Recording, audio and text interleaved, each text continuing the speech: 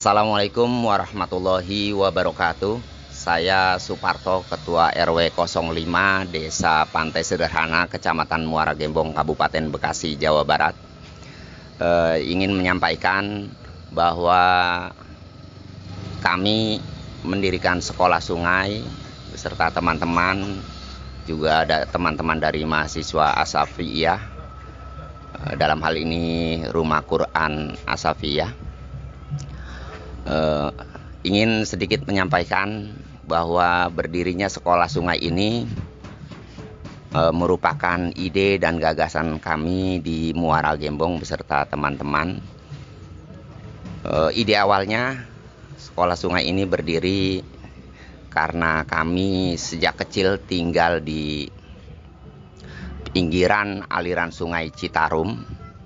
Dan ketika akses jalan menuju daerah kami belum ada, semua pengangkutan barang apapun melalui sungai yang kami tinggal di sisi-sisinya. Termasuk saya bisa mengenyam pendidikan yang cukup tinggi dari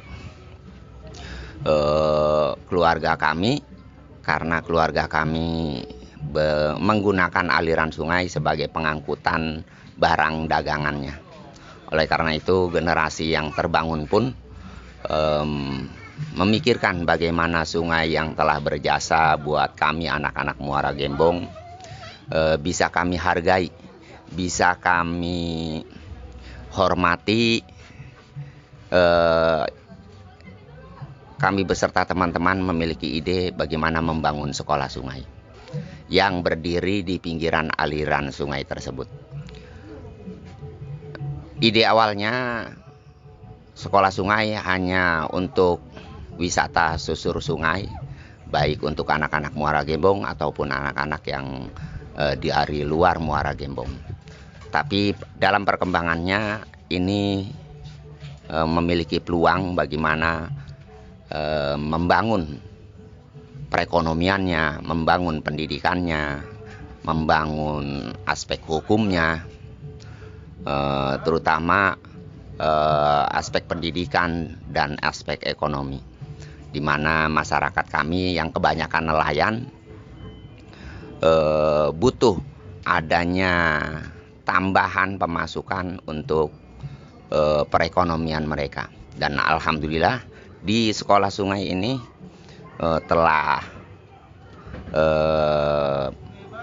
mengadakan kegiatan UMKM yang salah satu produknya adalah abon, mana abon itu bahan bakunya menjadi ikon buat desa kami atau kecamatan kami.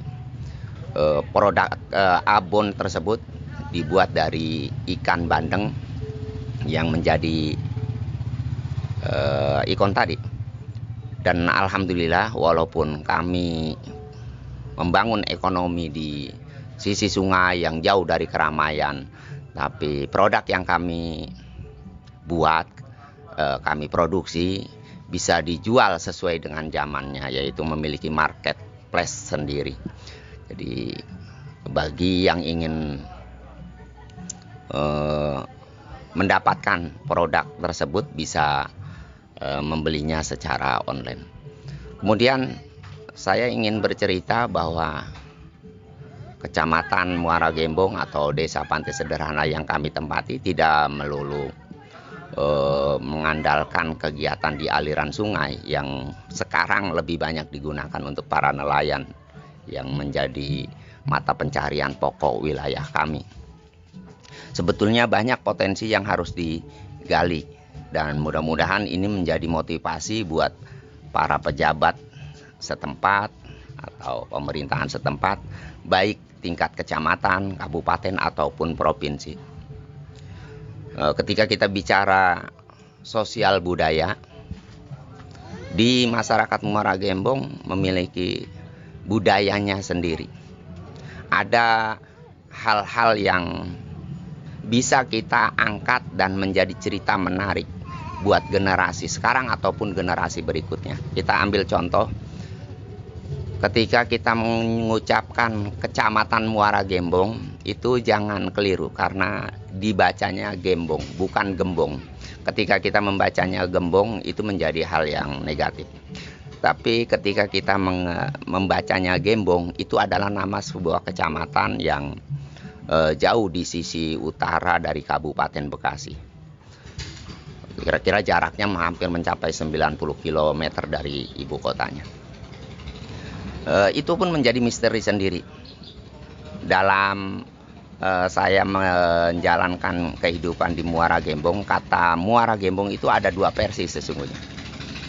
Ada yang diambil dari nama sebuah perahu pengangkut garam menuju gudang yang ada di sisi aliran Sungai Citarum yang kami tempati. Karena penutup atasnya itu tersambung ke masing-masing sisi kapal, maka perahu atau kapal tersebut disebut perahu gembong. Maka dalam perjalanannya perahu-perahu yang keluar dari muara Sungai Citarum disebut perahu gembong atau Muara Gembong. Sisi yang kedua, gembong itu kembali kepada pembacaan asalnya yang saya anggap keliru, yaitu gembong. Gembong di tahun 70-an ke sana itu adalah kawasan-kawasan yang kebanyakan kawasan hutan, di mana walaupun wilayah kami kebanyakan adalah kawasan hutan, tapi kami berdekatan dengan wilayah ibu kota negara kita, yaitu Jakarta. Jakarta bukan hanya menciptakan orang yang baik, bukan menciptakan orang yang pandai, tapi menciptakan orang yang jahat juga. Ketika para penjahat tadi berhadapan dengan hukum, dia melarikan diri dan di Muara Gembong lah tempat pelariannya. Ketika mereka melari ke Muara Gembong akan menjadi aman. Maka dari situlah anggapan nama Muara Gembong itu menjadi tempat pelarian atau gembong. Kemudian kalau kita telisik lebih rinci lagi, sebetulnya setiap blok-blok atau setiap kampung di Kecamatan Muara Gembong itu memiliki cerita misteri sendiri-sendiri. Karena ya untuk pemirsa sekalian, saya ini kecil dan besar di Muara Gembong. Artinya sedikit banyaknya saya lebih hafal dibanding orang yang tinggal di luar Muara Gembong. Saya tinggal di Desa Pantai Sederhana, tepatnya di RW 05. Itu ada 3 kampung yang menjadi wilayah ke-RW-an saya. Ada kampung Muara Gembong itu sendiri, kemudian yang berada di wilayah RT 01, kemudian ada kampung Muara Kuntul yang menjadi wilayah RT 02. Kemudian ada kampung Muara Jaya atau dulunya disebut Muara Mati yang menjadi wilayah RT 03. Ketiga RT itu memiliki misterinya sendiri-sendiri. Dan maaf, misteri-misteri ini ketika diungkap menjadi sesuatu yang tabu, menjadi sesuatu yang pemali. Dan ini menjadi tantangan buat kita, buat adik-adik yang mempelajari di bidang itu. Bagaimana bisa memiliki keberanian untuk mengungkap cerita-cerita rakyat yang dipandang tabu atau pemali untuk diceritakan. Kita ambil contoh di wilayah RT 02 Muara Kuntul. Itu ada blok yang namanya Pulau Buaya. Kata buaya itu sendiri bukan tanpa alasan dinamakan buaya. Konon katanya di sana itu ada legenda buaya yang hidup setengah siluman. Dan maaf, ini sedikit saya ceritakan. Mudah-mudahan ini menjadi masukan buat para pemerhati cerita-cerita seperti ini. Di sana ada buaya besar yang setengah siluman, kemudian dinamakan Bintang Timur. Dan konon katanya buaya itu mati karena diracun oleh orang yang dari luar provinsi kita, orang Jawa Tengah. Saya tidak sebutkan di sini wilayahnya, tapi buaya itu ketika terkena racun butuh 1 bulan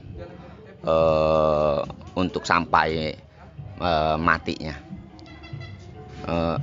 Semuanya tidak ada yang berani mengungkap cerita itu karena dipandang tabu dan pemaling.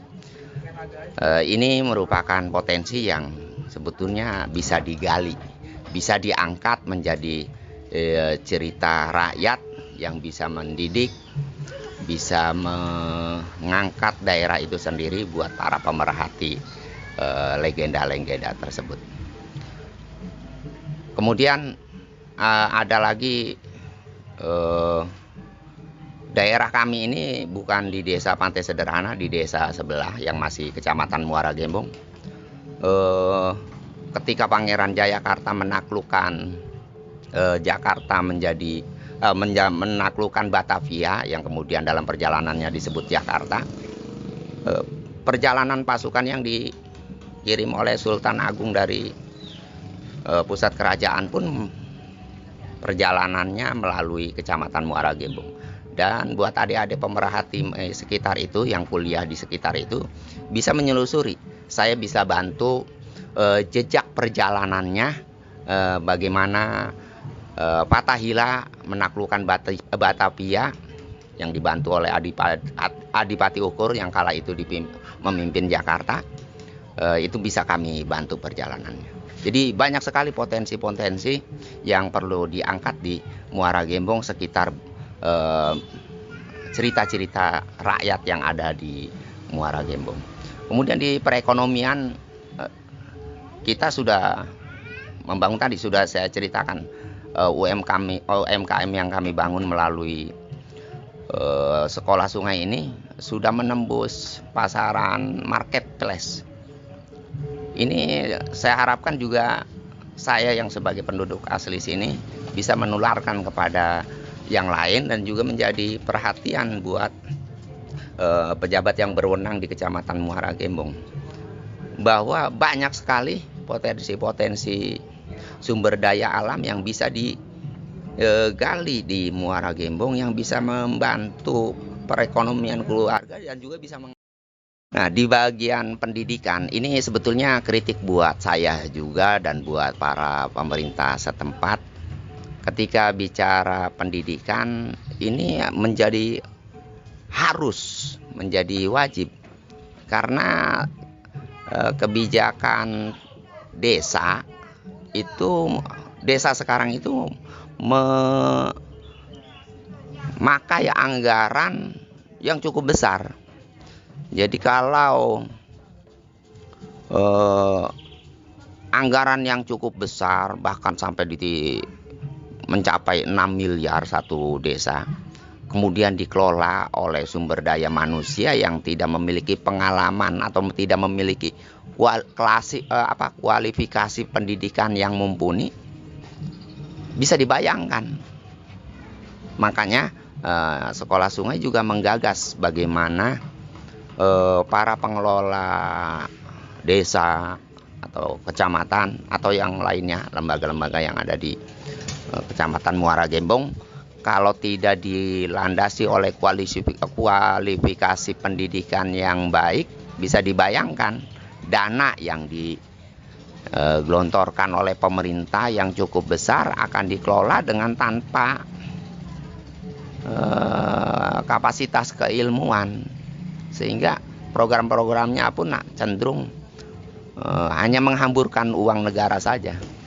Oleh karena itu kami mengadakan pendidikan yang sasarannya buat mereka-mereka yang tidak memiliki kualifikasi pendidikan.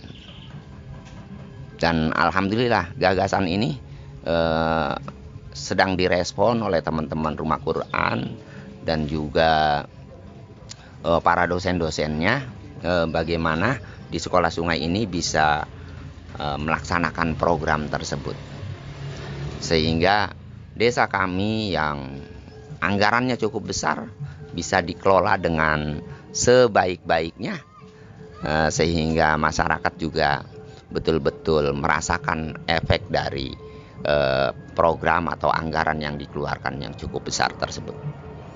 Kemudian bicara finansial di Muara Gembong,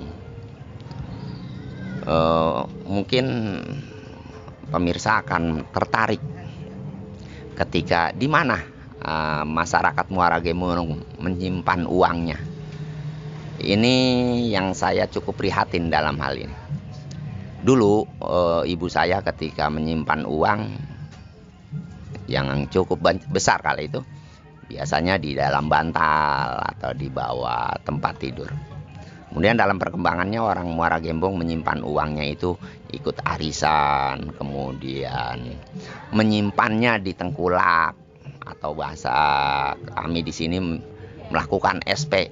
Penjualan hasil hari itu tidak diambil semua, sedangkan penyimpanan itu di sisa pembayarannya disimpan pada tengkulaknya. Nah, kemudian sekarang menjadi fenomena baru.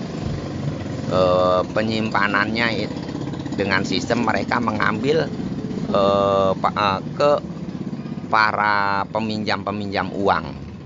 Banyak itu, ada ya bank-bank, orang sini nyebutnya ada yang bank harian, kemudian ada yang bank mingguan. Mereka melakukan peminjaman, kemudian pencarian uang mereka atau hasil pencarian hari itu dikumpulkan untuk setor yang 1 minggu sekali atau 1 minggu 2 kali. Ini buat, kalau dalam pandangan sisi agama cukup prihatin, karena yang mereka lakukan adalah praktek riba. Dan mungkin pemirsa sudah tahu semua tentang hukum tersebut. Kalau sekolah sungai atau pemerintah setempat bisa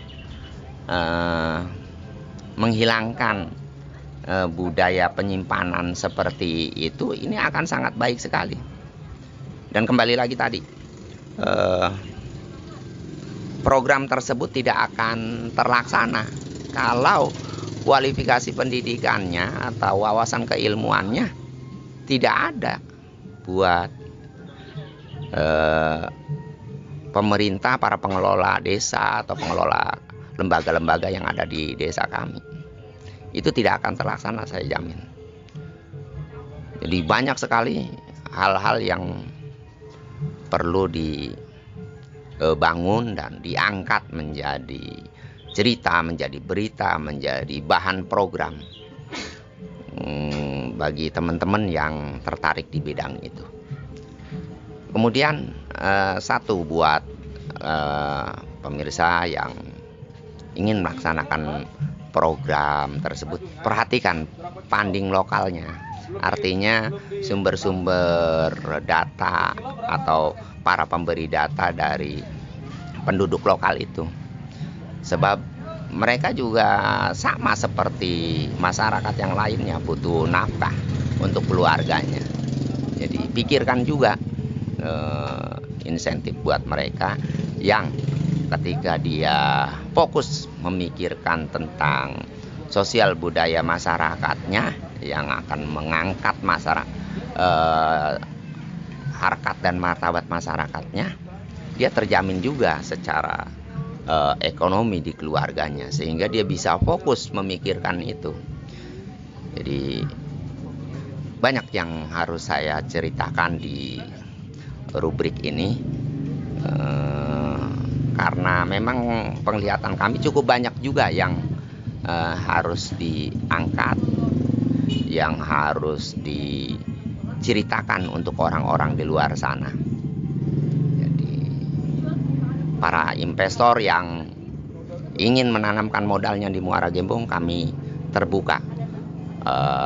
Kami siap membantu selama itu bisa mengangkat perekonomian, pendidikan masyarakat kami dan aspek-aspek lainnya.